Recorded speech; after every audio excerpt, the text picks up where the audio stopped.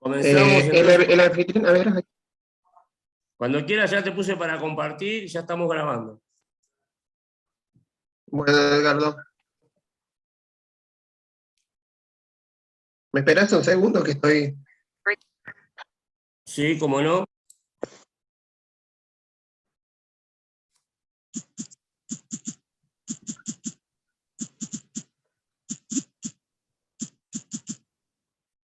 Bueno, continuando lo que habíamos ido viendo en los módulos anteriores, la idea era empezar a hacer una evaluación del dolor con el tipo de paciente que nosotros tenemos en el hospital, ¿no? Que tenemos pacientes oncológicos por ahora. Bueno, vamos a ver si pasamos. Hubo una primera definición de dolor en el año 1979, donde se decía que el dolor era una experiencia sensorial y emocional desagradable, asociada con daño tisular real o potencial, o descrita en términos de daño, ¿sí? Esta definición a lo largo del tiempo fue cambiando, y la última definición que dio la IASP, que es la Asociación Internacional sobre el Dolor, en el 2020, estipuló que el dolor hoy por hoy tendría que ser como una experiencia sensorial y emocional desagradable, ¿sí? Agrega la palabra eh, emocional y asociada al daño tisular real o potencial, pero teniendo en cuenta también otros factores, ¿sí? Agrega todo lo que es el dolor total. En la Asociación Internacional del Dolor, que es la entidad madre que regula todo lo que es las evaluaciones y escalas a nivel internacional y estandariza todas las escalas de dolor. ¿Se escucha? Bueno, habla sobre la percepción del dolor, que consta de un sistema neuronal sensitivo, que son los nociceptores, que son los primeros sensores que tenemos en el cuerpo, y vías nerviosas tanto aferentes como eferentes que responden a estímulos nociceptores tisulares a nivel de los tejidos. Y que esto también puede estar alterado por factores multicausales, tanto psicológicos, sociales, culturales, espirituales, ¿sí? En el caso de los pacientes oncológicos se presenta de un 30 a un 50% en la etapa inicial de la enfermedad. En las fases más avanzadas de la enfermedad puede llegar al 70 al 90%, ¿sí? En los pacientes con cáncer avanzado, el 70% de los dolores tienen su origen en la progresión de la enfermedad, esto es, que haga metástasis en otros órganos, ¿sí? Cuando hacemos la evaluación clínica del dolor, podemos tener en cuenta estas categorías, ¿sí? El inicio y la duración, la localización o localizaciones, porque podemos hablar que en un paciente puede haber más de un dolor, ¿sí? Cada dolor le vamos etiquetando un número, por ejemplo, dolor 1, dolor 2, dolor 3, ¿sí? Y vamos a ir ajustando el tratamiento terapéutico de acuerdo al dolor que se va presentando, ¿sí? Siempre vamos a tender a tratar primero el dolor más severo y después a tratar el dolor moderado que se presenta en otra localización, pero siempre armando un esquema completo. Vamos a ver también las características del dolor, la intensidad, los síntomas asociados, ¿sí? Y los factores concurrentes. Puede ser que sea hipertensión, diabetes, eh, enfermedades duales, demencias, ¿sí? Para empezar a hacer una evaluación del dolor vamos a tener en cuenta este acrónimo que es PQRST, ¿sí? En primer lugar, bueno, tomamos esto que palía y qué alivia el dolor, ¿sí? Esa sería la P. La Q sería la quality, o sea, la cualidad, las características que presenta este dolor a fin de deducir su mecanismo predominante. Puede ser nociceptivo, neuropático, mixto, ¿sí? De acuerdo al tipo del dolor. R sería radiación, dónde duele y dónde se irradia el dolor, ¿sí? Ese sería la severidad de ese dolor en la escala, y qué sería la temporalidad, ¿sí? Si esto es de un comienzo, ya lo trae un comienzo agudo o es crónico.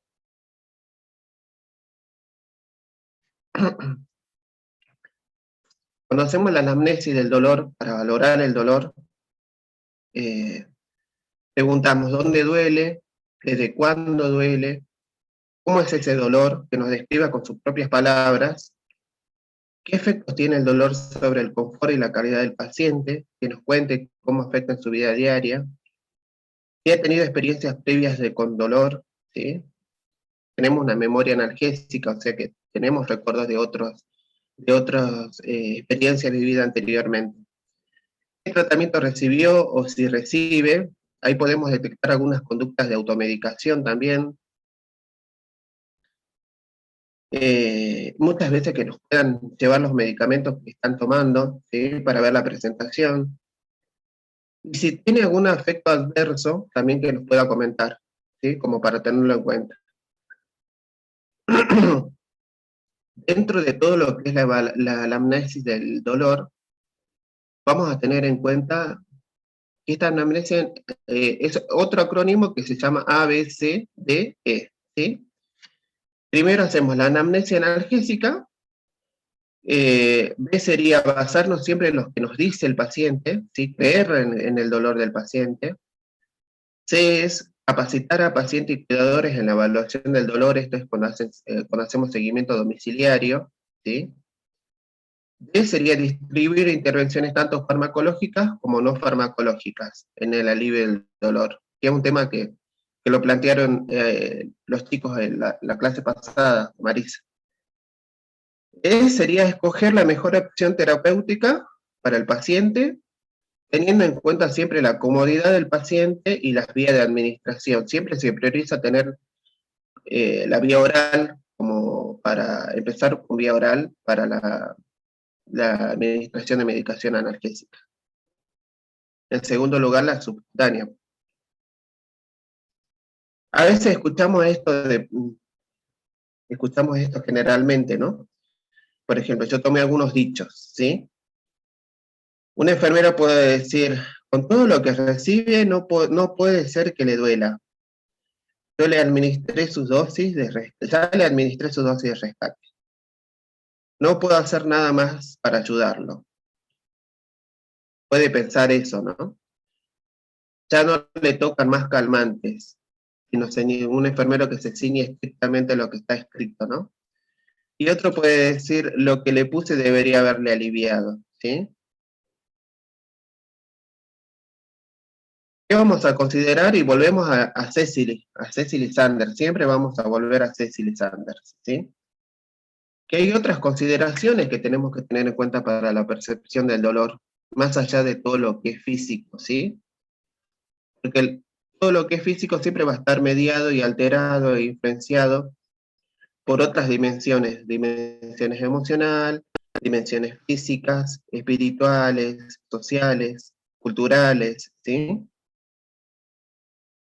En este caso el dolor puede estar alterado por cuadros de ansiedad, miedo, angustia, tristeza, depresión, abandono social, internación prolongada, insomnio, sufrimiento existencial, enfermedades psiquiátricas, consumo de sustancias, ¿sí?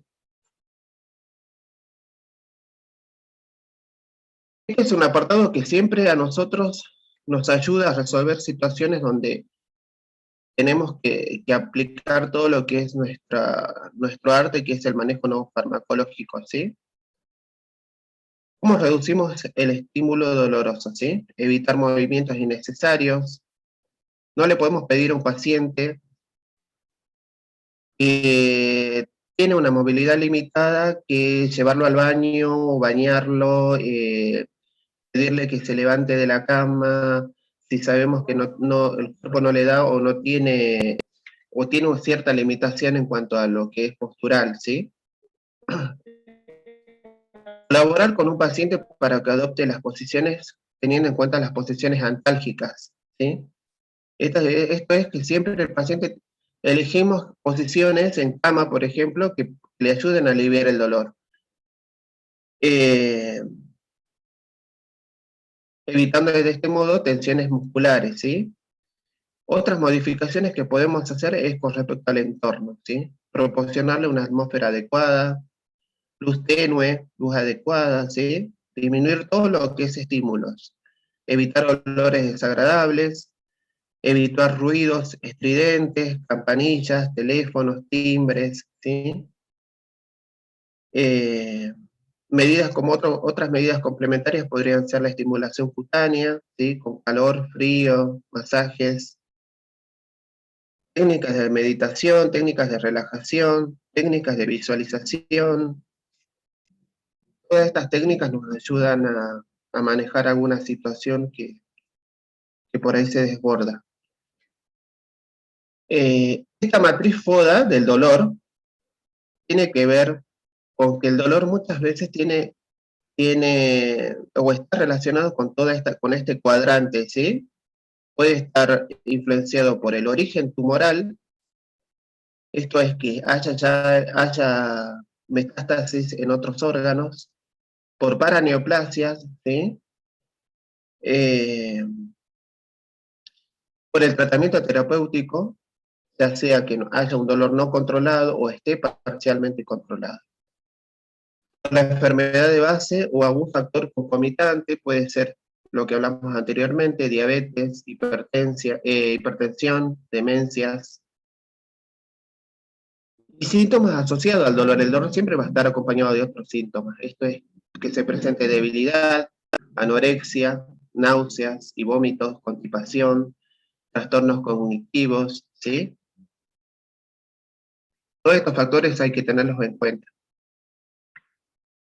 Para hacer la clasificación del dolor, vamos a tomar 3 aspectos. En el primer lugar, la etiología de la patogenia, el mecanismo de producción y la forma de presentación del dolor, cómo se presenta, cómo se manifiesta.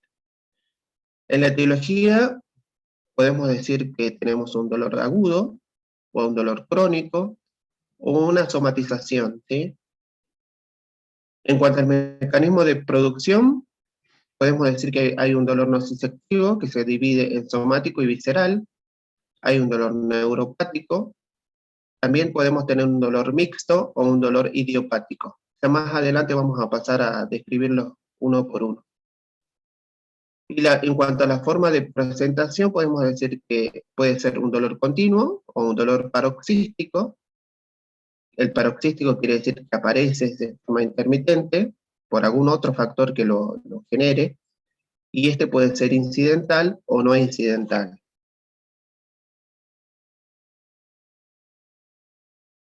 Cuando hablamos de dolor agudo, es limitado en el tiempo, con escaso componente psicológico, por ejemplo, una factura patológica, ¿sí? Cuando hablamos de dolor crónico, es un dolor que es ilimitado en cuanto a su duración y se acompaña de un componente psicológico. Por ejemplo, una metástasis de un cáncer gástrico que dé una metástasis a nivel cerebral, por ejemplo, o una pulmonar a nivel cerebral también. Cuando hablamos del dolor nociceptivo, tenemos, por ejemplo, acá un trauma, ¿sí? Lesiones musculoesqueléticas, dolor postoperatorio, dolor por quemadura, o incluso podemos describirlo en una faringitis también, ¿sí? El dolor nociceptivo se produce por la activación de esos receptores que hablábamos del dolor, que son los sensores, los primeros sensores que van detectando algún tipo de lesión o transmite ese impulso nervioso. En cuanto a la fisiopatología, podemos decir de que las vías nociceptivas están intactas, o sea que la transmisión de ese dolor es en forma permanente y hay una relación directa entre la lesión y el dolor.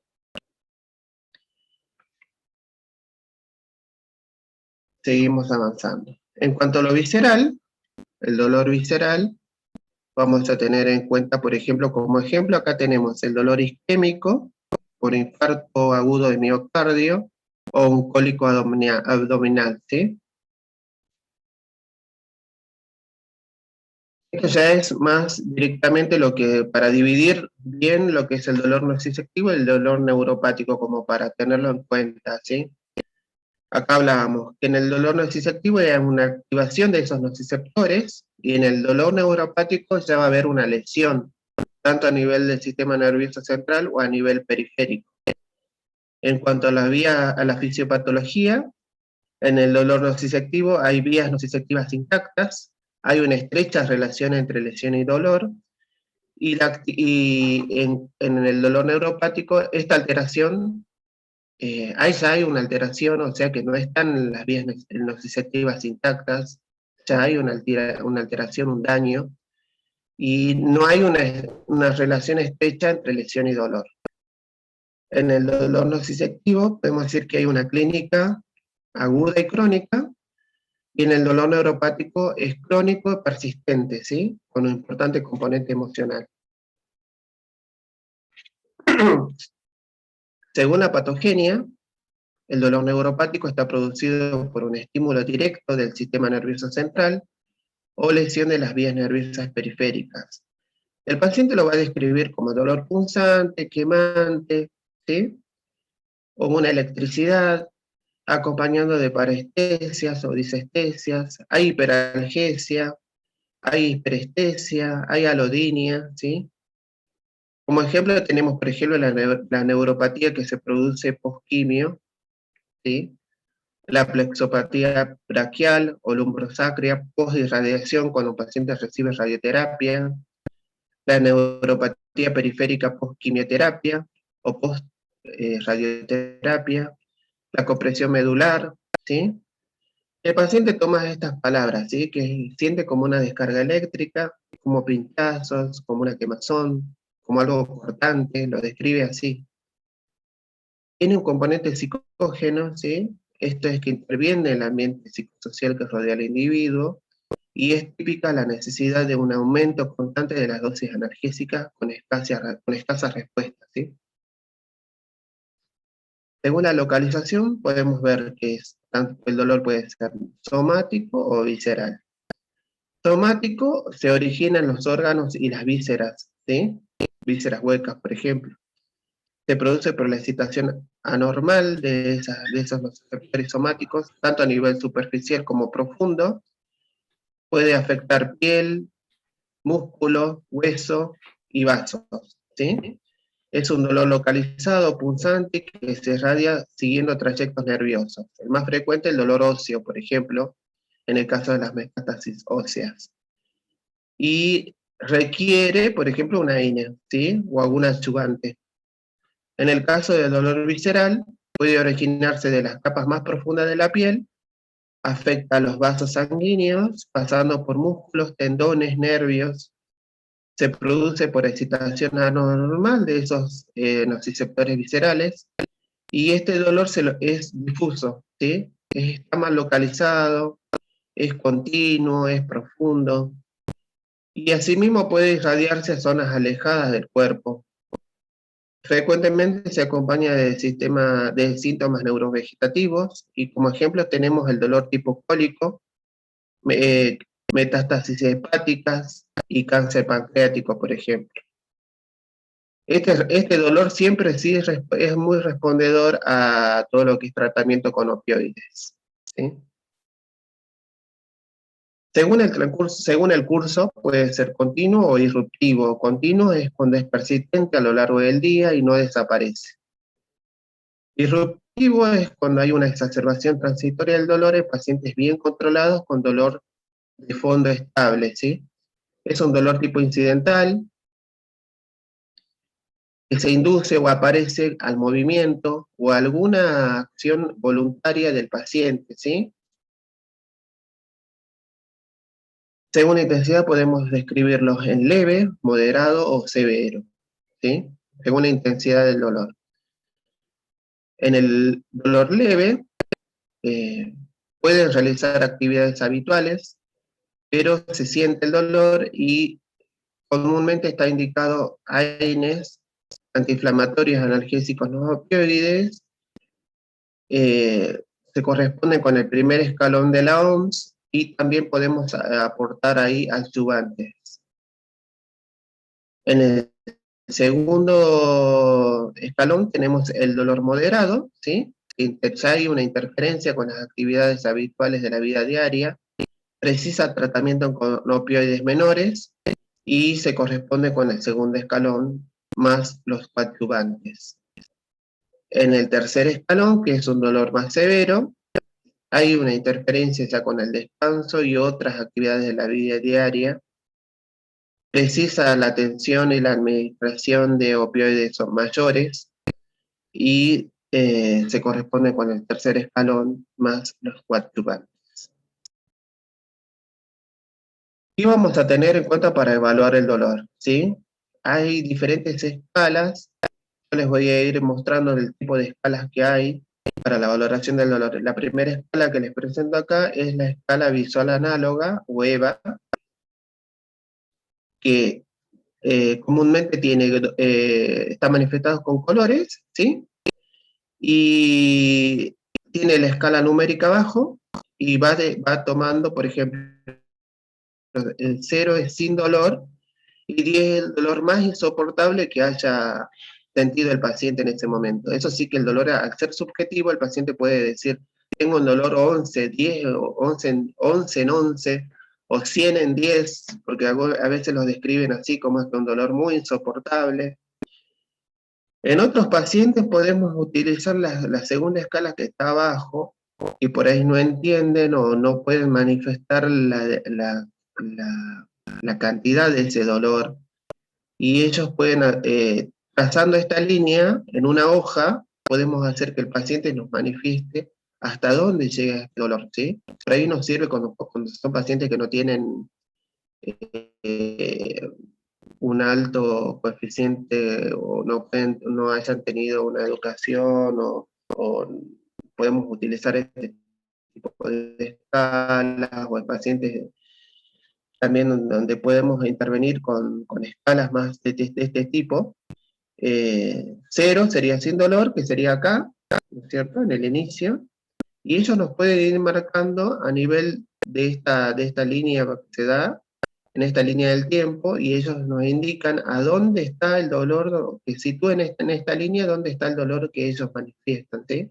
Explicando que en este inicio tenemos donde no hay dolor, y en la otra punta de la línea, el peor dolor imaginable, o el peor dolor que haya sentido, ¿sí?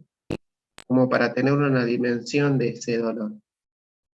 Esta es otra regla, que sería la escala numérica, que va de 0 a 10.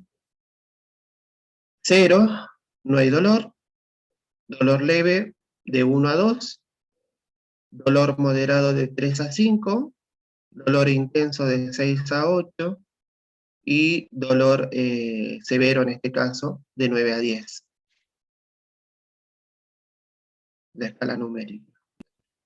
Esta escala es para valoración del dolor pediátrico, es la escala de Wong-Baker. Fue cambiada porque en la última carita figuran las lágrimas, y se cambió esta regla porque también podemos llorar por alegrías. Entonces, como que a los niños se les presentaba esa disquisición también en cuanto al dibujo de las caras. Así que estas son las antiguas caritas de Wong-Baker. 0 sería no dolor, 2 dolor leve, después continuamos con 4 a 6 dolor moderado, 8 dolor intenso, y máximo dolor imaginable 9 o 10. Acá están las caritas. Hoy por hoy se utilizan hasta los emoticones con los niños. Esta es la escala de la OMS, ¿sí? Acá tenemos, en la derecha tenemos la primera escala, la escalera analgésica, que tenemos el primer escalón, el segundo escalón y el tercer escalón, ¿sí? En el primer escalón tenemos los analgésicos no opioides, los AINES. En el segundo tenemos los opioides menores. Y en el tercer escalón los opioides potentes, ¿sí? Para dolor severo. En la izquierda tenemos acá la nueva escalera analgésica de la OMS, que agrega un cuarto escalón, que tiene todos los métodos invasivos, por ejemplo, bloqueos espinales o bloqueos neurales, cuando el dolor se lo puede controlar de otra manera y no responde a opioides, ¿sí? ¿Qué otro tratamiento podemos utilizar para el manejo del dolor neuropático? La radioterapia, por ejemplo, el abordaje psicosocioespiritual, la analgesia intraespinal, los bloqueos anestésicos, la administración sistémica de anestésicos locales, lidocaína endovenosa o análogos orales, ¿sí? La neurocirugía funcional, esta es la extirpación de algunos nervios, ¿sí? La termocoagulación, la radiocirugía, la neuroestimulación medular, la cordotomía y otras extirpaciones de algunos puntos nerviosos o algunos plexos nerviosos, ¿sí? Acá están más estrictos. ¿Podemos hablar de una analgesia de amplio espectro? Como hablamos de antibiótico de amplio espectro, podemos hablar de una analgesia también de amplio espectro. Esto es el manejo y uso adecuado y combinado de 3 o más fármacos analgésicos, tanto no opioides como actuantes, ¿sí? Siempre vamos a tener en cuenta el tipo del dolor, las características, la intensidad. Inclusive actualmente se habla de la utilización de los cannabinoides. Avanzamos al primer escalón. Este es un análisis más completo del primer escalón. Acá vamos a tener a todos los AINES. Tenemos analgésicos, antipiréticos, antiinflamatorios. Tienen buena absorción oral, vía oral. Algunos son efectivos también vía rectal. Y los mecanismos de acción es por inhibición de las oxigenasas, ¿sí? Los fármacos que se presentan siempre en el primer escalón van a ser el ibuprofeno, el diclofenac, el ketorolac, el naproxeno, la aspirina, y entre los ANOPS, que son los antiinflamatorios no opioides, el paracetamol, por ejemplo. En el caso del ibuprofeno, acá tenemos la dosis máxima va a ser de 1200 miligramos día, que se puede administrar por vía oral, y en otros países se utiliza también el ibuprofeno en forma endovenosa, ¿sí? Como efecto adverso tenemos acá la insuficiencia renal. En el caso del diclofenac, hasta 100-150 miligramos día, se puede aplicar vía oral, en forma subcutánea o en forma endovenosa. Como efecto adverso tenemos la gastritis, ¿sí? El ketorolac con 120 miligramos día, vía oral, y produce una inhibición a nivel plaquetario. El naproxeno, 1200 miligramos día, vía oral, y también produce inhibición de la agregación plaquetaria. La aspirina hasta 4000 miligramos día, vía oral, y continúa también con inhibición de agregación plaquetaria. El paracetamol también se puede dar hasta 4000 miligramos día, vía oral, y hay que tener en cuenta porque ese es el techo de la dosis del paracetamol, produce necrosis hepática y insuficiencia renal. En el segundo escalón vamos a tener dolor moderado, que es en escuela visual análoga, va a ir de 4 a 6 o de 6 en 10, ¿sí? Como para tenerlo en cuenta. Los dos opioides que vamos a utilizar en este caso va a ser la codeína y el tramadol. Ambas son sustancias sintéticas derivadas de los opiáceos que imitan en menor medida la respuesta analgésica del tercer escalón, esto es de la morfina. El tramadol también se analiza y se está investigando porque tiene también un efecto antidepresor, ya que libera serotonina en el sistema nervioso central. En cuanto a la codeína, por ejemplo, tenemos que sus dosis máximas son de 30 a 60 miligramos día, vía oral, Y como efecto adverso, tenemos constipación, náuseas, vómitos, somnolencia, síndrome de boca seca, prurito, sudoración, y también el síndrome de neurotoxicidad inducida por opioides, ¿sí? Otro fármaco que es el más utilizado es el tramadol. Como dosis máxima tenemos de 50 a 100 miligramos día y puede ser administrado vía oral, vía subcutánea o vía endovenosa. Y tiene también los mismos efectos adversos que la codeína. En el tercer escalón, que es el dolor severo, corresponde a un EVA de 7 en 10 o de 10 en 10, es el dolor máximo. La morfina es la vedette de este escalón, el más utilizado por lo menos, no tiene efecto techo, y siempre se va a comenzar con pacientes que son vírgenes de analgesia severa, o sea, de morfina, siempre se inicia de 5 a 10 miligramos cada 4 horas. En fin de vida eso se espacia a 6 horas, ¿sí? Y se puede administrar tanto vía oral, subcutánea o en forma endovenosa. El efecto adverso puede ser la insuficiencia renal, aumenta la disponibilidad de neurotoxicidad inducida por opioides, se pueden presentar también náuseas y vómitos. Hay que tener en cuenta que siempre se acompaña con un laxante, como un coadyuvante, porque la morfina tiene ese efecto que produce constipación y somnolencia. Eso lo tenemos que hablar con el paciente y los familiares, como para que lo tengan en cuenta. Boca seca, prurito, y también puedes tener una respuesta de anafilaxia al opioide. En el caso de pacientes que estén con administración por morfina y esté con un daño o ya una insuficiencia renal instalada, se rota a metadona, ¿sí? Metadona, en muchas otras unidades de cuidados paliativos se utiliza mucho la metadona.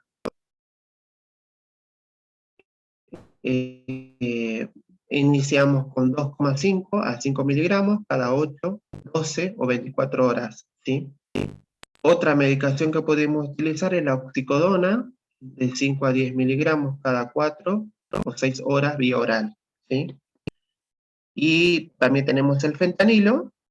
Iniciamos con una medida pediátrica o por una medida que se utiliza para la utilización de fentanilo debido a su potencia, es de 250 gamas en 500 mililitros de solución fisiológica a un goteo de 21 mililitros hora y rescates, ¿sí?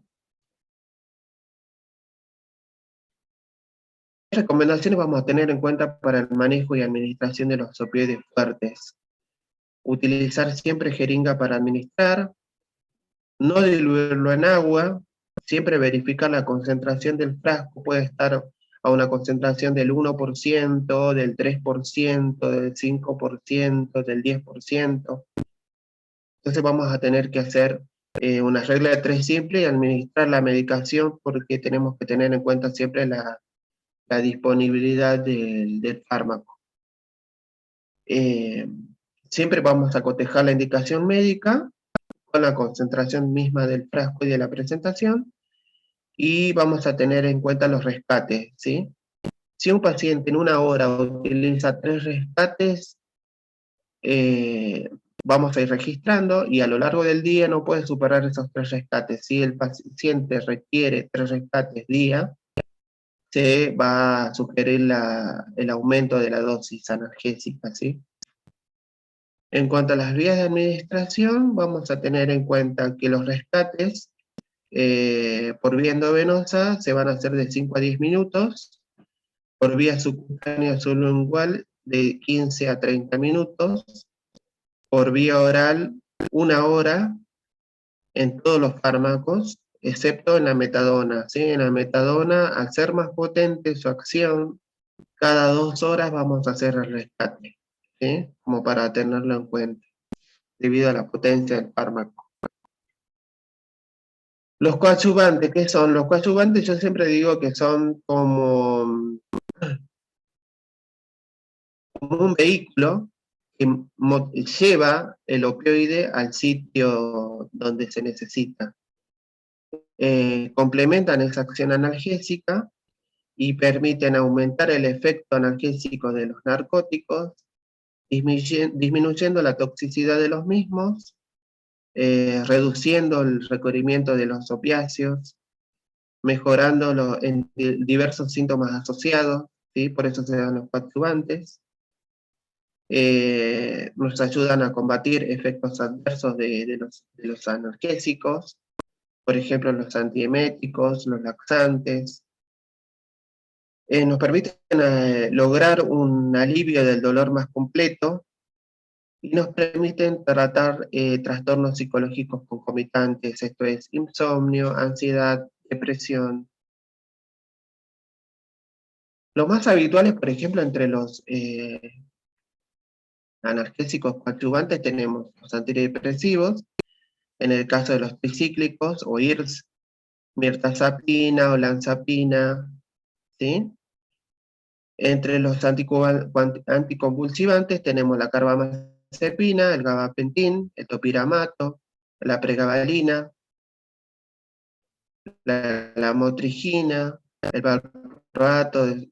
Entre los anestésicos y analgésicos tópicos, la lidocaína, la capsaicina.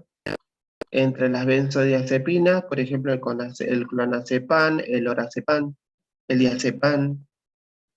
Entre los corticoides, la dexametasona, la metilprednisona, la prednisona. Otros psicotrópicos utilizados son el haloperidol, la levomepronacina y la clorpromacina. Entre los bifosfonatos, amidronato, el ácido zoledrónico, el ibandronato, y también podemos utilizar blacofleno, clonidina, escopolamina, esteboscapina, octretide, ondansetron, ¿sí? Acá les dejo algunas dosis de inicio de cada medicación, ¿sí?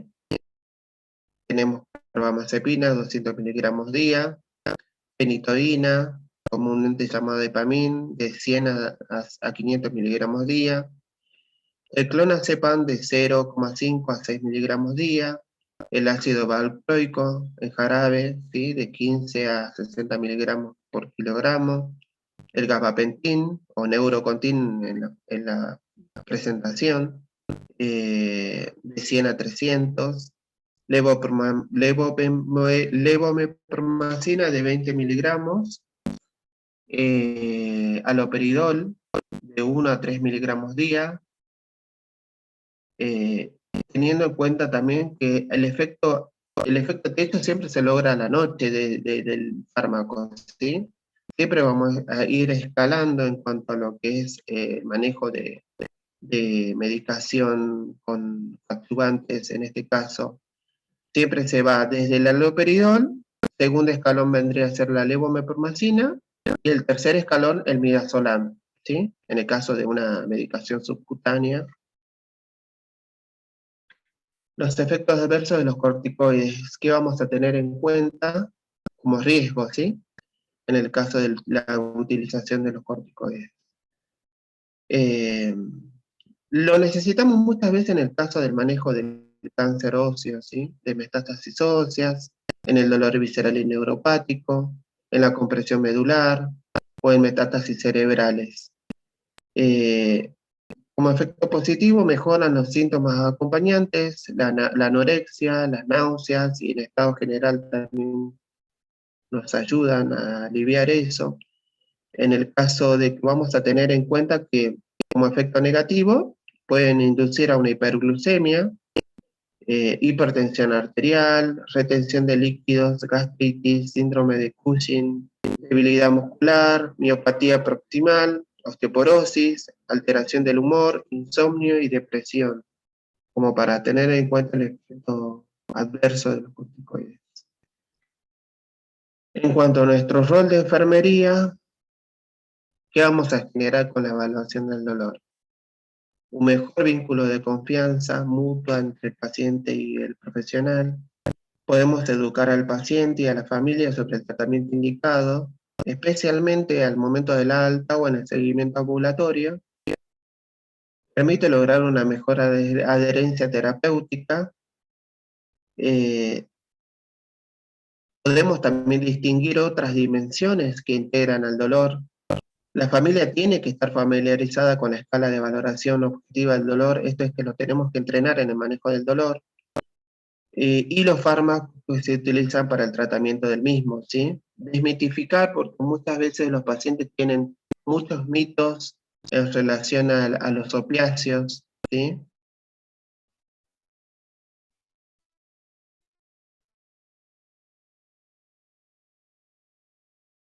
Eh, Identificar pacientes, tanto acciones farmacológicas,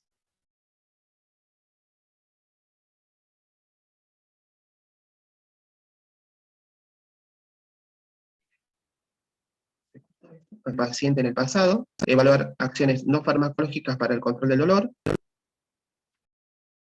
administrar analgesia acorde a las indicaciones médicas, con sentido crítico, y valores, tener en cuenta al valorar los resultados, ¿sí? La eficacia, los efectos adversos, las complicaciones,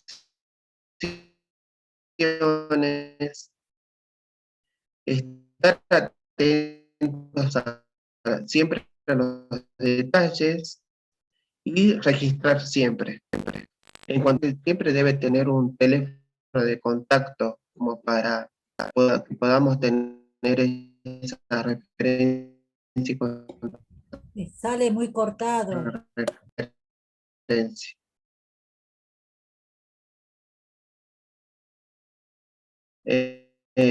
Un seguimiento telefónico. ¿Se escucha cortado? Sí, se está cortando un poquito, Martín.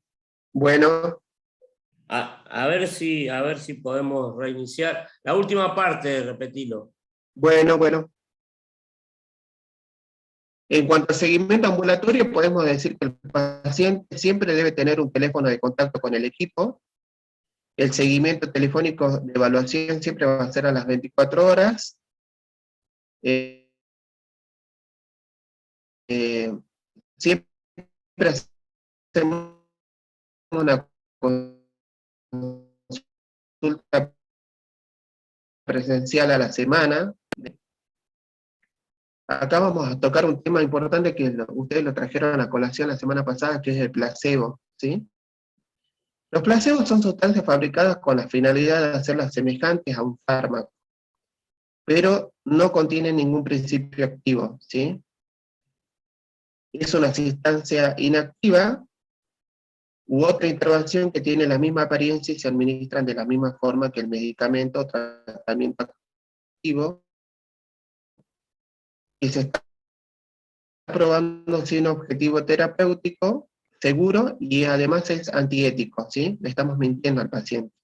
El efecto placebo es la modificación, muchas veces fisiológica, demostrable, que se produce en el organismo como resultado del estímulo psicológico, inducido por la administración de una sustancia inerte, de un fármaco o de un tratamiento.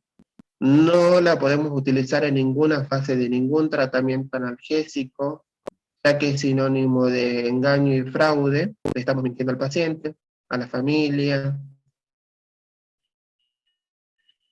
Podemos correr el riesgo de que el paciente no sea adherente a ningún tratamiento debido a la desconfianza que le podemos generar, y condiciona la relación de transferencia con el vínculo con el paciente y familia, genera falsas expectativas en el paciente y puede acarrear mala adherencia, ¿sí?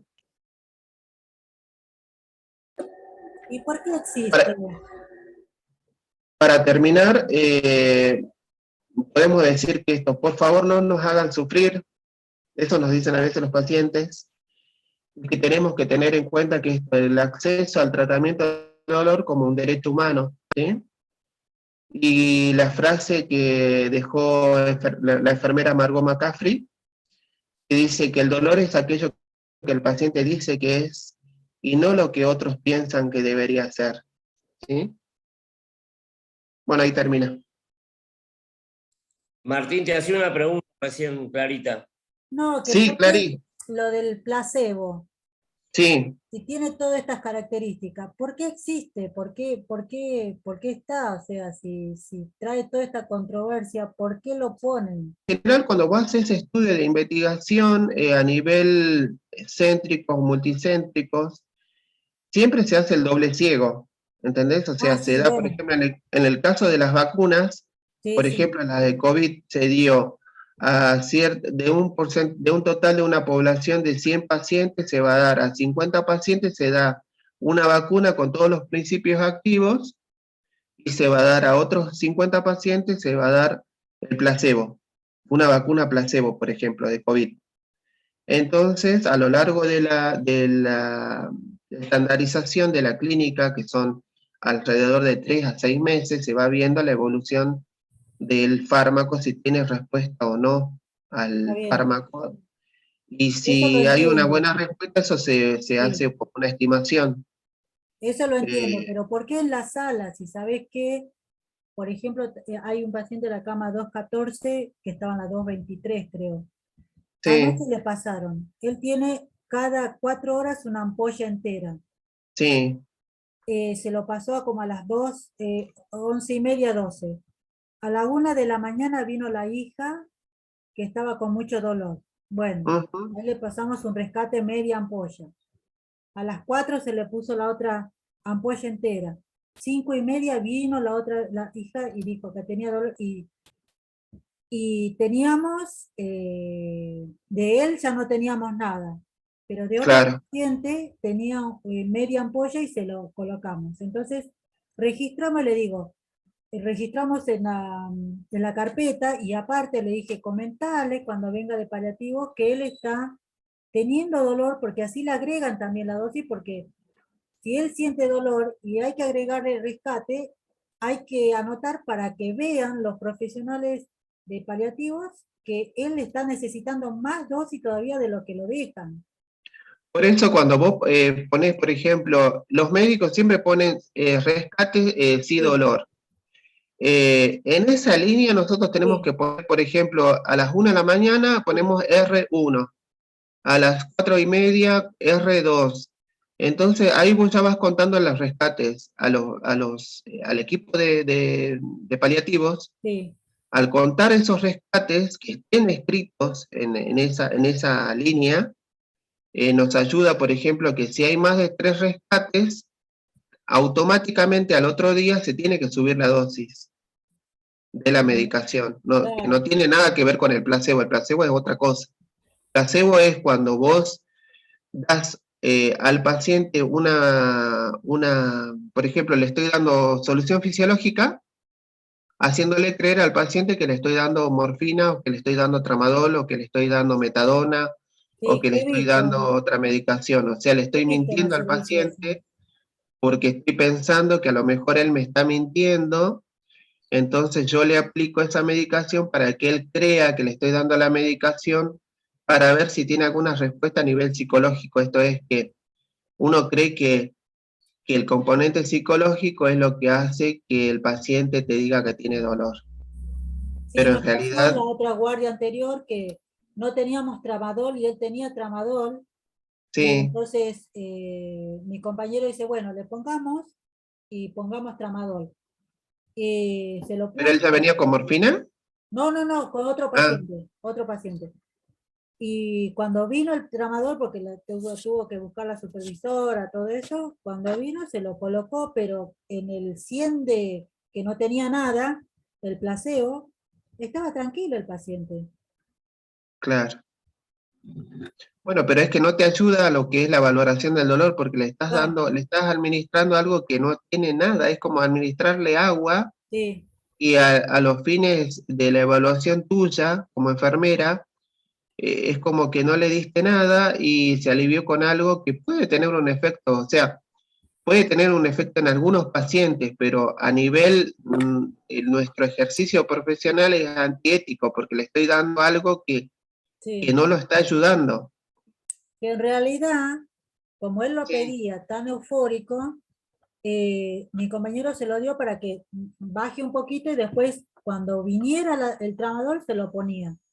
pero era en esos momentos que él vino a pedirlo, porque le dolía mucho, y Y cuando bueno, tomó, pasa eso de que algunas veces llegás a la sala, no tenés ni una ampolla de tramadol, sí, y tenés que esperar que te traigan la ampolla, que que te haga la conseguir un receta, que la médico que te receta haga de... la Sí, receta.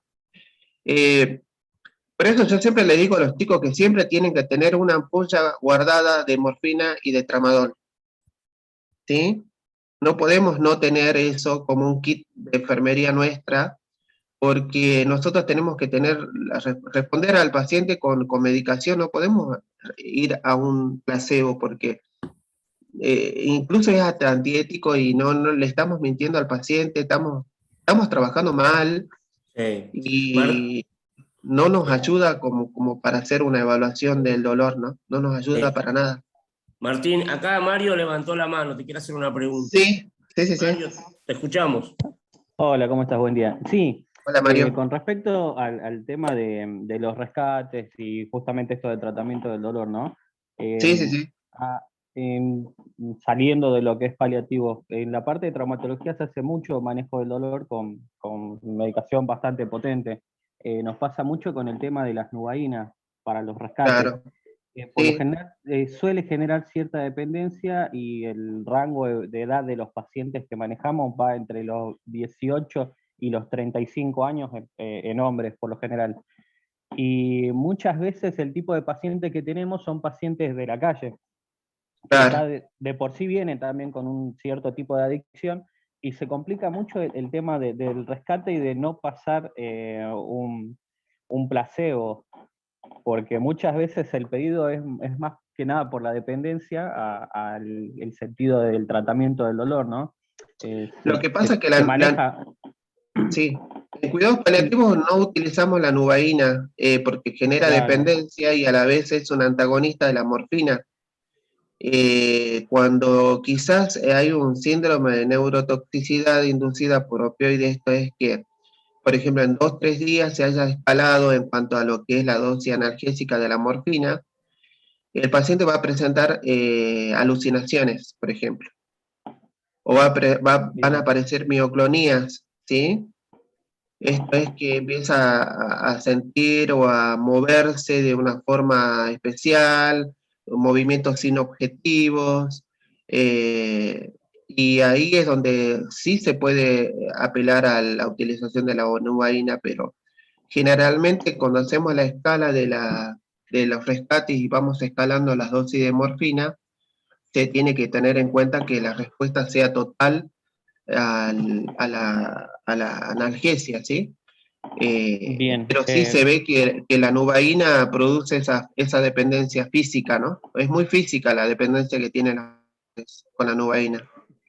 Claro, a nosotros, por ejemplo, nos dejan muchas veces los rescates, pero con placebos de agua destilada, que genera la misma sensación que el pinchazo de la nubaína. Y la verdad es Claro, que automáticamente ceden a todo, ¿eh? Es como que le pasaste la receta mágica y de repente no tienen dolor, no tienen malestar, y son pacientes que manejan también bastante dolor. Eh, Te hago una consulta muy sí, puntual con el tema de la medicación en paliativos, que es bastante interesante. Cuando se maneja la morfina sí. en vía subcutánea, que se indican por lo general los rescates, ¿actúa al mismo nivel que la morfina en jarabe con los pacientes que no tienen indicado por ninguna otra vía de administración? ¿O en ese caso, Eh, cómo se manejarían los rescates? Hay una conversión de 1 a 3 cuando vos pasás de vía subcutánea a vía oral. Entonces, siempre se trata de dar esa equivalencia como que para que le estás brindando la misma analgesia vía oral, se la estás brindando en forma subcutánea y en forma endovenosa también, es de 1 a 2. Entonces, siempre vos estás dando la misma dosis, nada más que por distinta vía y en distinta cantidad, porque al ser, hacemos una tabla de equivalencia entre lo que es la morfina subcutánea, la morfina endovenosa, la morfina vía oral. Pero la respuesta va a ser la misma. Perfecto, esa era la gran duda. Sí. Muchísimas gracias.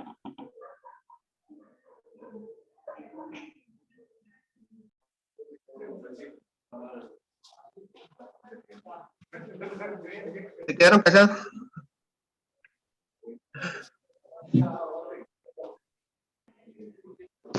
Martín, Sí, sí, ¿cómo volviendo a lo estás? que decía, hola, ¿cómo andas?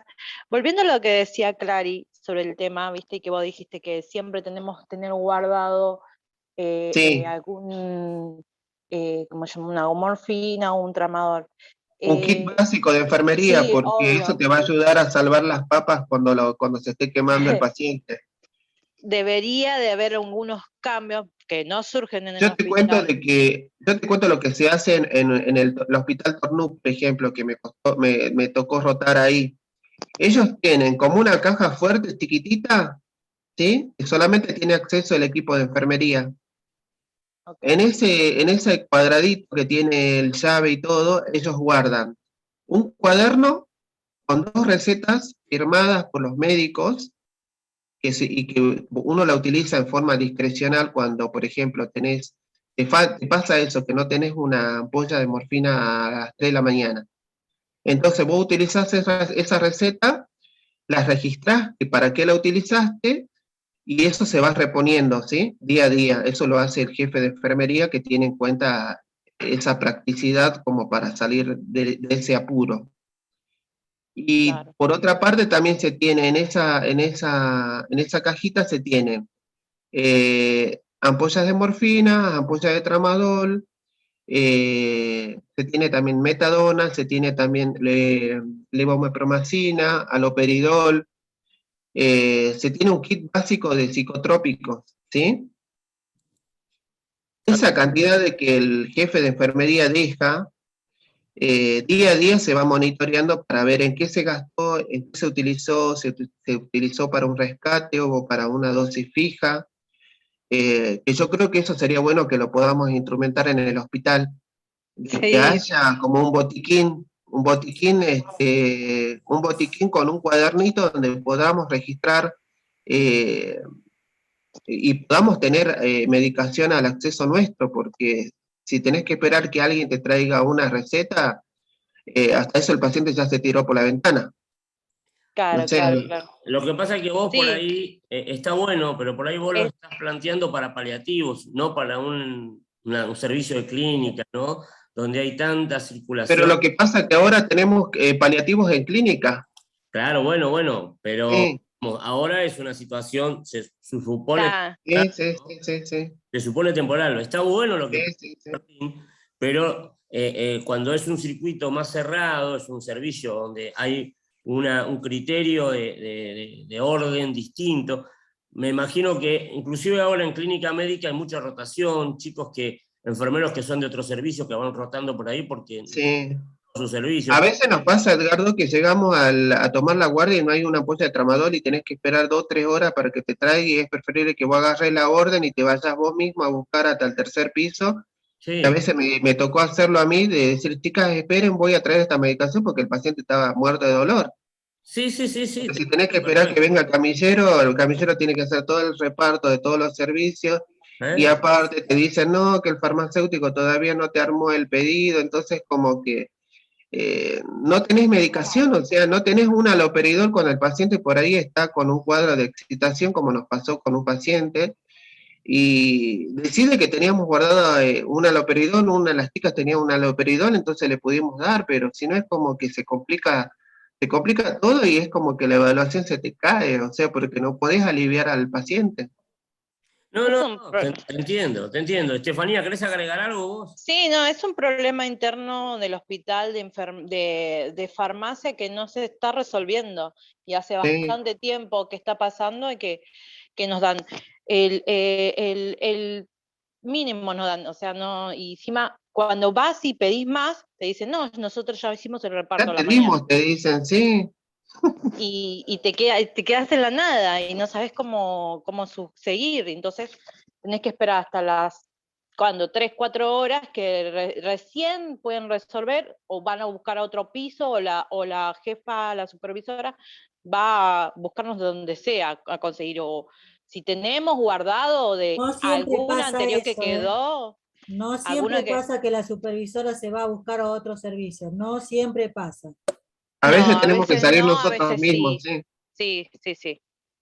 A veces no, a veces sí, pero bueno, tratamos de resolverlo lo más posible para que el paciente no esté sufriendo. Pero bueno, Y ahora, hay bueno, cosas que se nos escapan. ahora vos decís que dentro de todos los pacientes están solos, pero el familiar al lado y ve de que vos no lo estás aliviando el dolor, es como que esa bola de nieve se hace más grande y más grande y más grande. Claro, y tenés la culpa vos. ¿Sí? Vos que lo estás tratando y la verdad, el médico viene 2 segundos y se va y tratás de buscarlo por todos lados y tarda, porque encima queda un solo médico en todos los servicios y es complicado. Más para la tarde, noche, es más complicado. Bien, bien. Bueno, Martín, sí, esas son cosas a resolver. Quizás cuando otra vez podamos restaurar el servicio de paliativos, sería cuestión de presentarlo como un proyecto, y ya es distinto porque O hay que, o que haya un algo... kit, o que haya un kit básico de Sí, sí, sí, sí. medicaciones Sí, sí, para sí. cada servicio, ¿no? Porque tampoco es que cada uno se va a llevar una medicación a su casa, o sea, Ah, habiendo control, habiendo... uno Martín, Sí, utiliza algo y lo registra porque va a quedar en un sí, cuadernito. pero seguro. vos lo ves que los jefes tienen su aparatito ahí, no sé, su puertita. Entonces La a la cobata, como mañana, dicen. claro, a la mañana tienen Tegader, tienen Alopidol, tienen morfina, a la mañana tienen todo porque tienen su mueblecito ahí. El que sufre es el de la tarde y el de la noche que no tiene. Anoche tuve que poner 3 vías con cinta. No Claro. teníamos, o sea, Está bien. Bueno, será cuestión de empezar a pensar estrategias, de presentarlo y ver, todas estas cosas se pueden, digamos, se pueden ir mejorando y se pueden ir planteando situaciones que nos permitan trabajar mejor. Me parece que también pasa por hacerse responsable, ¿no? Yo, por ejemplo, tengo problema con las bombas, que quise dejar bombas y los servicios tampoco quieren aceptarlas, entonces después cuando faltan bombas hay un lío porque las bombas están bajo llave. Entonces, me parece que son cosas que hay que, ya, ya teniendo tanta experiencia, empezamos a pensar estrategias, a ver cómo podemos resolverlas, ¿no? Me parece una cosa... Y con los manómetros pasa lo mismo, ¿no? Claro, claro. Me parece que con esas cosas se podrían empezar a trabajar, con, digamos, distintas estrategias y ver cómo se pueden mejorar, probando distintas formas a ver cuál nos da más resultado, ¿no? ¿Tenés algún otro tema vos para dar, Martín? ¿O querés dejar de compartir? ¿Cómo? No, no sé, ¿qué No, no, pasa? no, no, no. Acá como que terminó la presentación de dolor. Bien, bueno, Quedaría pendiente todo lo que es manejo de vía subcutánea, sí. eh, que Lo, vamos a necesitar brazos. Sí, sí, no, no te das problema, yo te presto el mío. Lo hacemos la semana que viene, ahí sí vamos a tener la posibilidad de, espero que no haya otro impedimento, y hacemos, como tenemos planeado, la reunión presencial, y ahí por ahí compactamos todos los temas. Ahí, Sí, sí, sí, sí, sí, sí, sí, sí. y bueno, y Esta- mañana tenemos un invitado. Si querés dejar de compartir, sí, así ya no, los saludamos a los chicos. Les cuento que mañana tenemos una invitada, de que es lujo. la licenciada Clara Cuyen, así que mañana les voy a pedir que yo más o menos 9 menos cuarto, como siempre, voy a estar conectando, abriendo ya la plataforma, y que se vayan conectando, así cuando se conecta la licenciada Clara Cuyen ya estamos la mayoría. De todas maneras, yo siempre me quedo ahí para darles ingreso a todos. Hoy nos faltaron unos cuantos, quizás no quiero pensar de que es porque estaban todos preparados para venir presencial y después se enojaron porque era virtual. Creo yo que deben haber tenido algún problema. Pero bueno, vamos a ir viendo, vamos a ir viendo. Yo les avisé a todos, así que los que no se pudieron conectar debe ser porque tuvieron algún inconveniente. Así que nada, Martín, nos vemos mañana, ¿te parece? A las 9, entonces voy a dejar Sí, sí. ¿estás seguro?